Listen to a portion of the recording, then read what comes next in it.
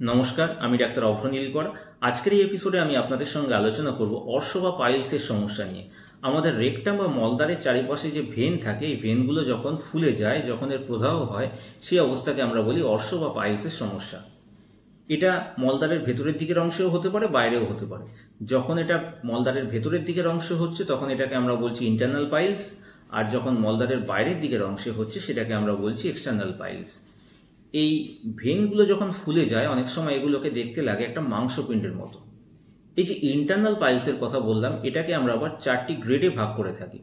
First গ্রেডের ক্ষেত্রে কি হয়, পেশেন্টরা বলেন যে ডাক্তারবাবু যখনই পায়খানা করছি, পায়খানা করার সময় রক্ত বেরোচ্ছে কিন্তু কোনো ব্যথা নেই। সেকেন্ড গ্রেডের ক্ষেত্রে কি হয়, পেশেন্টরা বলেন যে মলদ্বার থেকে একটা পায়খানা করার সময় মাংসপিণ্ডের মতো অংশ বাইরের দিকে বেরিয়ে আসে, আবার ভেতরে চলে যায়। থার্ড গ্রেডের ক্ষেত্রে কি হয়, পেশেন্টরা বলেন যে মাংসপিণ্ডের মতো অংশটা বাইরে বেরিয়ে এলে হাত দিয়ে ঠেলে আবার ভেতরে ঢুকিয়ে দিতে হয়। আর গ্রেড 4-এর ক্ষেত্রে কি হয়, এই মাংসপিণ্ডের মতো অংশটা বাইরে বেরিয়ে চলে এসেছে, পেশেন্টরা বলেন যে ডাক্তারবাবু এত ব্যথা যে পায়খানা করতে পারছি না, কোনো জায়গায় বসতে পারছি না, প্রচণ্ড জ্বালা করছে, ব্যথা করছে, এই জাতীয় লক্ষণগুলো দেখতে পাওয়া যায়। এরই সঙ্গে পেশেন্টরা অনেক সময় বলেন যে মনে হয় মলদ্বারে কেউ সূচ ফুটিয়ে দিচ্ছে, মলদ্বার চুলকোচ্ছে, এবং এরই সঙ্গে অনেক সময় মিউকাস ডিসচার্জও দেখতে পাওয়া যায়। এই লক্ষণগুলো কিন্তু অর্শ বা পাইলসের ক্ষেত্রে দেখতে পাওয়া যায়। বিশেষ করে দেখা যায় যাদের দীর্ঘদিনের কনস্টিপেশনের সমস্যা রয়েছে, যারা প্রচণ্ড চাপ দিয়ে পায়খানা করছেন, তাদের ক্ষেত্রে কিন্তু এরকম অর্শের সমস্যা হয়। এছাড়াও শুধু যে কনস্টিপেশনের সমস্যা থাকলে অর্শ বা পাইলসের সমস্যা হবে এরকম নয়, যদি দীর্ঘদিনের ডায়রিয়ার সমস্যা থেকে থাকে তাদের ক্ষেত্রেও কিন্তু এই সমস্যা হতে পারে। জেনেটিক কারণেও কিন্তু এরকম সমস্যা হয়। আবার অনেক সময় দেখা যায় যারা প্রচণ্ড ওজন তোলেন, হয়তো আপনি ওয়েট লিফটার বা জিমে প্রচণ্ড ওজন তুলছেন, তাদের ক্ষেত্রেও কিন্তু এই সমস্যা হতে পারে।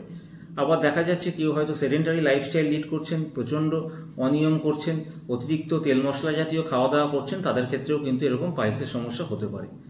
এখন এই সমস্যা যদি হয় সেক্ষেত্রে হোমিওপ্যাথিতে বিভিন্ন ওষুধ আছে, যেরকম অ্যাসকুলাসিভ, কলিনসোনিয়া, র্যাটানহিয়া, অ্যালোসকোট্রিনা, থুজা, এরকম বিভিন্ন ওষুধ আসতে পারে। সালফার, লক্ষণ অনুযায়ী ওষুধ প্রয়োগ করতে হবে। তবে যদি এরকম হয় যে যখনই পায়খানা করছেন তখনই আপনার মলদ্বার থেকে রক্ত বেরোচ্ছে, সেক্ষেত্রে আপনারা চাইলে সেবন করতে পারেন একটি homeopathic mother tincture, millefolium mother tincture.